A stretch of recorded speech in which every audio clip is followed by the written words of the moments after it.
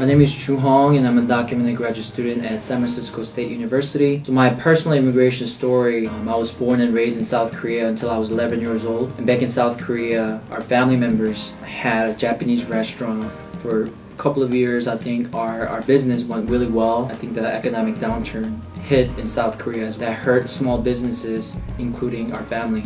We have to give up our Japanese restaurant business because we didn't make any money out of it. So ever since then, I lived with my mom and my older sister, barely surviving in our home country in South Korea. But several years later, my mom approached me and said, Jew, we're going to America. We're just gonna be there for 3 years and come back. I know that her true intention was to provide a better life for me and my older sister in this country with educational and economic opportunities. To be honest, in high school, I didn't know what it meant to be undocumented until I realized I'm unable to get a job, obtain a driver's license, or receive any type of financial aid. And worst of all, I was at risk of facing deportation. Due to my immigration status, I was very depressed. I became a totally different person. I used to be very sociable and an outgoing person, approachable.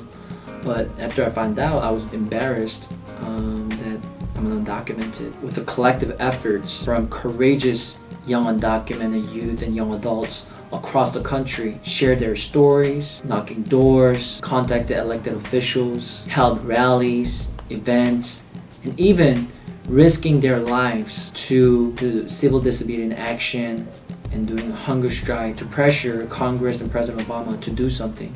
In 2012, President Obama announced a program called Deferred Action for Childhood Arrivals, or DACA.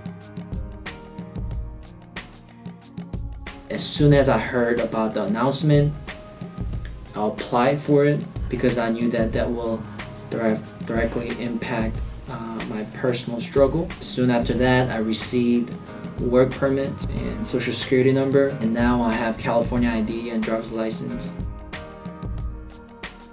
Before I applied, I was scared to drive.